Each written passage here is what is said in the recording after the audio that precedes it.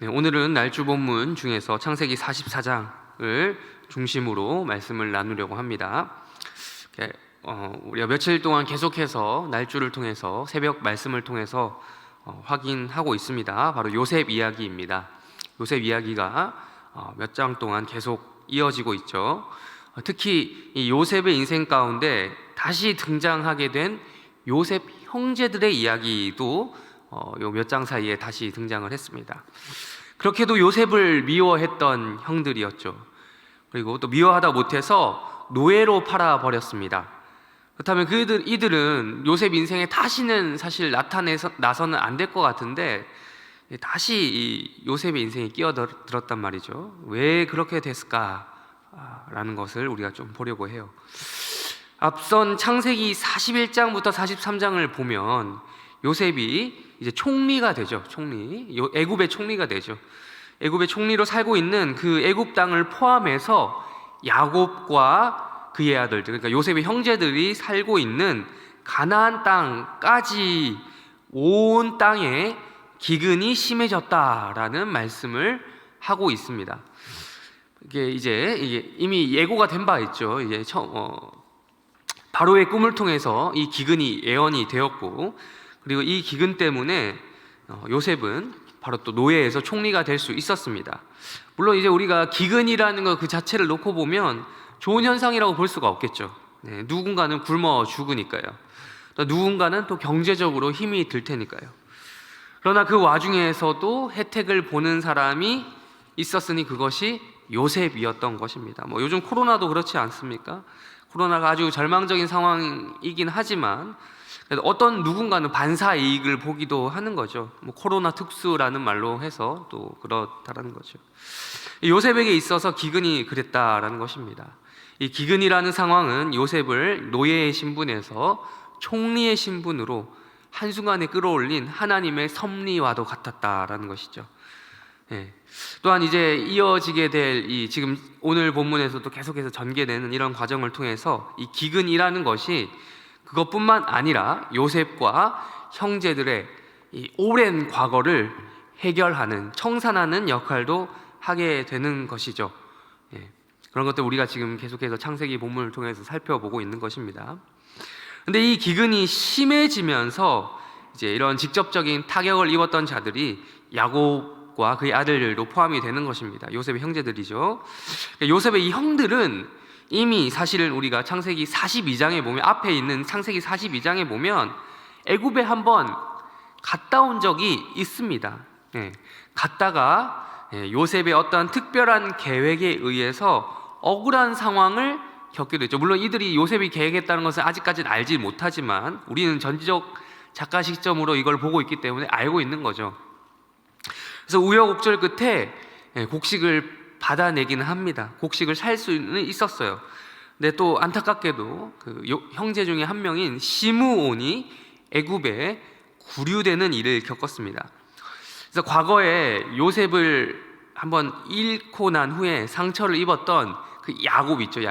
아버지 야곱의 가슴에 다시 한번 대못이 박히는 순간이라고 할 수 있겠죠. 아들을 또 잃었으니까요. 그러다가 어느덧 시간이 흘러 그렇게 얻어온 곡식마저 다 떨어지는 순간을 또 맞이하게 됐죠. 그리고 야곱은 아들들에게 이제 양식이 다 떨어졌으니 또 어디서 좀 구해와라, 아니 사와라 라는 식으로 또 이야기를 했습니다. 가만히 있다가는 다 굶어 죽게 생겼으니까요. 물론 그것을 이제 야곱의 아들들인 요셉의 형들이 몰랐던 것은 아닙니다. 곡식이 필요하다는 것을 누가 모르겠어요. 생존 본능인데. 근데 거기에는 이제 또 게다가 자기들의 형제라고 할 수 있는 시므온이 지금 붙잡혀 있잖아요. 형제를 되찾기는 해야 되는데 싫어서 안 갔던 것이 아니라, 그걸 몰라서 안 갔던 것이 아니라, 그렇게 되찾기 위해서는 다시 거기 가려면 애굽 총리가 어떤 걸 요구를 했단 말이죠. 그 요구가 무엇이었습니까? 기억하시죠? 막내 동생인 베냐민을 데리고 와라 라고 하는 그 요구를 했기 때문에, 그러면 시므온을 풀어주겠다, 양식을 주겠다 이런 말을 했었기 때문에 이제 이런 일이 때문에 이제 곤란한 상황이 발생을 한 것이죠. 그 상황에서 지금 이 야곱의 아들 중에 유다라고 하는 아들이 나서게 됩니다. 양식을 구하러 가겠다라고 말한 것이죠. 그리고 이 유다는 아버지에게 베냐민 데려가는 것을 허락해 주십시오라고 또 부탁을 합니다. 그래야만 양식을 사올 수 있다. 자초지종을 얘기했겠죠. 애굽에서 있었던 일들을. 근데 이제 보면 유다는 야곱의 그러니까 야곱의 혈통적인 장자가 아닙니다. 야곱의 몇 번째 아들인지 기억하시죠? 유다는 제 사남입니다. 사남. 차남도 아니고 사남이에요. 근데 이게 지금 장자가 아닌데 지금 이러한 요구를 하는 것을 보면 실질적인 장자 노릇을 하고 있는 것을 우리는 확인할 수 있어요. 근데 이제 야곱은 일단 처음에 유다의 말을 받아들이지 않습니다. 머리로는 당연히 이 상황이 어떻게 돌아가는지 야곱도 알고 있었겠죠. 그렇지만 그의 그 과거에 그 요셉을 잃어버렸던 그 상황 다 이제 기억나죠. 이게 이 가슴이 지금 이 상황을 받아들일 수 없었던 겁니다. 요셉을 잃어버렸던 그 과거의 기억이 너무 셌기 때문에, 강렬했기 때문에 베냐민마저 그 막내 또 잃어버릴 수 있다라는 그 생각, 불안감 때문에 그러지 못했던 것이죠. 그렇지만 이에 굴하지 않고 유다가 다시 한번 나서서 말을 합니다. 어제 날주 본문인데 우리 한번 읽어볼까요? 창세기 43장입니다. 어제 날주 본문 한번 또 찾아보도록 하겠습니다. 창세기 43장 8절과 9절 말씀입니다. 오늘 우리 44장 읽었던 것과 연결되는데요. 43장 8절과 9절을 한번 읽겠습니다. 시작. 유다가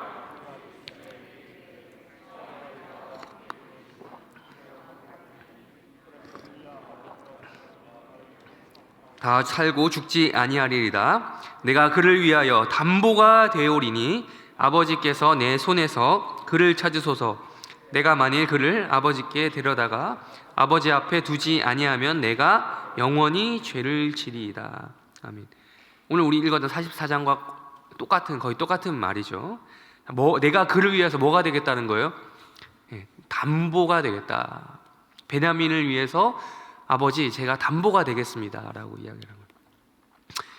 지난 또 이제 며칠 전 수요일 날주 본문에 보면 42장인데 거기 보면 혈통상 진짜 원래 장자였던 르우벤도 거의 이와 비슷한 말을 합니다. 그러나 이제 이 르우벤의 말은 흔히 하는 말로 씨알도 안 먹혔어요. 아버지에게. 심지어 베냐민을 데리고 갔다가 제가 책임지고 돌아오겠다라는 공약을 했는데 아버지가 받아들이지 않는 거죠. 즉 자기 아들도 걸면서 그런 얘기를 해요. 그러나 이미 더 과거에 아버지의 그 첩이죠, 첩. 후처를 건드린 이력이 있었던 이 르우벤은 야곱 집안의 장자로서의 위상을 잃은 지 오래였습니다. 아버지에게나 혹은 다른 형제들에게나 장자로서 인정을 받지 못한 것입니다. 그렇다면 또 두 번째 아들, 차남, 삼남, 시므온, 레위는 어땠을까? 이 사람들도 별 다를 게 없었어요. 창세기 34장에 보면 또 디나 사건이 나오죠. 여기에 보면 이 둘이 임의대로 행동을 합니다. 자기들 마음대로 아버지의 그런 것과 상관없이. 결과 아시죠? 세겜성이 완전 초토화됩니다. 이로 인해서 아버지 야곱의 체면이 떨어짐은 물론이고 주변 모두가 이제 적이 되는 거예요. 야곱의 대적이 되어서 가문 자체가 망할 뻔했었죠. 몰살될 뻔했었죠. 이 차남과 삼남이 그 일의 주범이었어요. 게다가 이제 시므온이라고 하는 이 아들은 애굽 지금 총리 요셉이죠. 요셉에 의해서 애굽에 붙잡혀 있는 상태입니다. 그런 와중에 지금 실질적인 장자 노릇을 하는 사람이 누구다? 바로 유다였다라는 것이죠. 유다. 날주를 여러분 좀 더 또 하셨던 분들 기억하시겠지만 유다 어떤 인물입니까? 유다. 또 중간에 나오거든요. 유다가 어떤 인물인지. 이 유다도 그리 도덕적으로 탁월하다거나 훌륭한 인물은 아니었습니다. 요셉 이야기가 막 시작되려고 하던 37장, 요셉이 꿈꾸던 그 이야기 있죠. 37장 그 다음에 바로 유다 이야기가 나오지 않습니까? 38장에 보면 유다 이야기가 생뚱맞게 착 끼어든 것처럼 보입니다.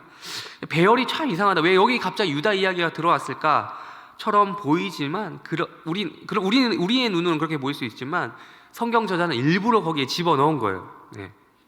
창세기 저자의 의도가 있다라는 것입니다.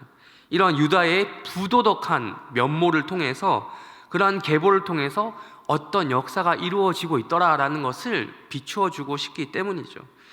유다는 부도덕하긴 했습니다. 그렇긴 했지만 그가 형들과 결정적으로 달랐던 점은요, 바로 가장의 권위를 떨어뜨리지 않았다라는 것입니다. 오해하면 안 됩니다. 창세기 38장에 나온 그 유다의 부도덕함에 대해서 지금 제가 변명의 여지가 있다, 뭐 이런 말을 하는 것이 아닙니다. 그 누구나 뭐 동의하는 바겠죠. 그럼에도 장자의 권위를 이어받는 데 있어서 결정적인 실책을 했다라고 볼 수는 없다라는 것입니다. 야곱 집안의 실질적인 장자 노릇은 오늘 우리가 살펴본 것처럼 앞으로 유다가 하게 될 것이다 라는 것입니다. 그래서 43장 우리가 방금 읽은 8절에 보시면 유다가 베냐민을 데려가게 해주십시오라고 다시 한번 아버지 야곱에게 간청했을 때, 그리고 9절에서 자기 자신 스스로를 내가 베냐민을 위한 담보가 되겠습니다 라고 말했을 때, 뭐 소위 하는 말로 말빨, 끝발이 선 거죠. 끝발이.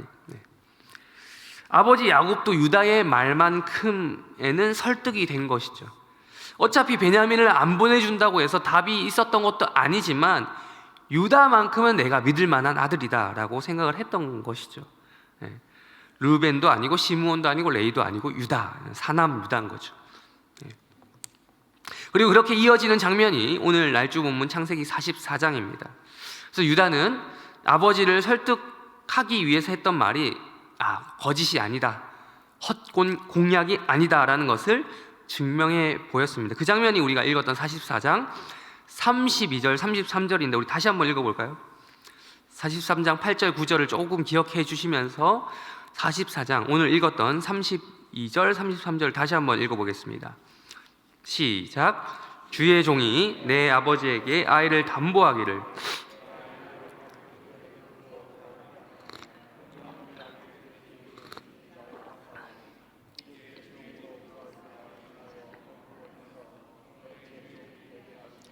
그 아이는 그의 형제들과 함께 올려보내소서. 이 43장 앞에서 이야기했던 말이 그대로 나오죠. 담보라는 말이 또 나옵니다.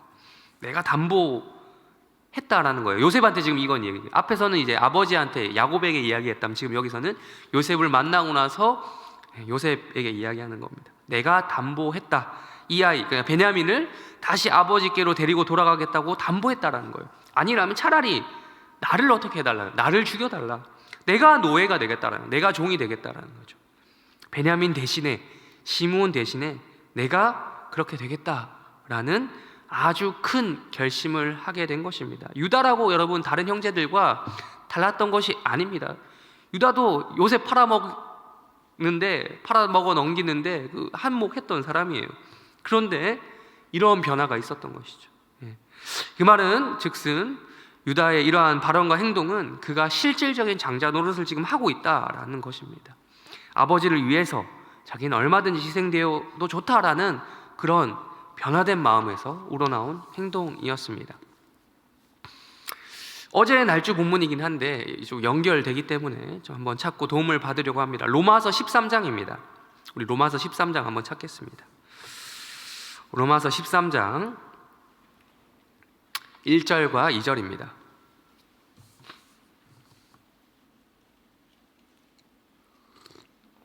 로마서 13장 1절과 2절 말씀 우리 다 같이 한 목소리로 읽도록 하겠습니다. 시작. 각 사람은 위에 있는 권세들에게 복종하라. 권세는 하나님으로부터 나지 않음이 없나니 모든 권세는 다 하나님께서 정하신 바라. 그러므로 권세를 거스르는 자는 하나님의 명을 거스름이니 거스르는 자들은 심판을 자취하리라. 아멘. 지금 바울이 권면하는 것도 똑같습니다. 각 사람은 위에 있는 권세들에게 무엇을 하라는 겁니까? 복종하라는 것입니다. 비록 그 위에 있는 권세들이 연약하다 하더라도, 심지어 악하더라도 복종하라는 것입니다. 바울 당시에 위에 있는 권세라고 한다면 그 끝에, 그 정점에는 뭐가 있죠? 로마 정부가 있습니다. 물론 바울 당시에 로마가 아직 기독교를 박해하는 수준까지 가지는 않았어요. 그러나 하지만 그렇다고 호의적으로 환영하고 이런 것도 아니었습니다. 인정해주지도 않았습니다. 예수님을 십자가에 못 박게 허락한 그 공권력이 바로 로마 정부였습니다. 그럼에도 불구하고 바울은 다른 성경도 아니고요, 지금 로마서에서 로마 제국의 중심부인 로마에 살고 있는 로마 교회 성도들에게 지금 우리가 읽은 메시지를 남겼습니다. 위에 있는 권세들에게 복종하라라는 것이죠. 마찬가지입니다. 창세기에서 유다가 아버지 야곱의 단점을 몰라서 그 권세에 복종했던 것은 아니었습니다. 성경에 기록되었듯이 야곱은 참 약점이 많은 사람이었습니다. 성경에 기록된 야곱의 면모 우리 아시죠? 근데 그거 전부였을까요? 아니요, 저는 일부 같아요. 그것만 해도 이렇다면, 성경에 기록된 것만 해도 이렇다면, 가까이에서 야곱과 같이 생활했던 아들들은 야곱의 약점을 더 많이 깊이 알고 있지 않았을까요? 네. 그러니 르우벤이 아버지를 만만하게 보고 업신여기고 아버지의 첩을 감히 건드릴 생각을 했다라는 것이겠죠. 그걸 또한 생각했을 뿐만 아니라 실행에 옮겼다라는 것은 그 집안 분위기가 어땠는지 보여주는 것입니다. 시므온과 레위도 같은 맥락에서 아버지의 권세를 인정하지 않았습니다. 그러나 유다는 달랐습니다. 유다는 아버지 야곱의 단점을 다 알았겠지만 그럼에도 불구하고 그 권세를 인정하고 복종을 했습니다. 형들과는 달랐죠. 로마서 13장 2절에서 말씀하고 있는 것처럼 그 권세가 하나님으로부터 온 것을 믿고 순종했습니다. 자기 생명을 버릴지언정, 내놓을지언정 아버지의 권세를 거스르지 않고 그 말씀을 복종했던 것입니다. 말씀을 정리하겠습니다. 그 웨스트민스터 소유리 문답, 우리가 찾거나 이렇게 띄워드리진 않겠지만 제 64문에 보면 10계명에 관련된 것 중에 제 5계명 내 부모를 공경하라와 관련되어 있는 이제 그 문답이 나옵니다. 제 64문 제가 읽어드리겠습니다. 제 5계명에서 명하는 것은 무엇입니까? 라고 물어봅니다. 그럼 답을 이렇게 합니다.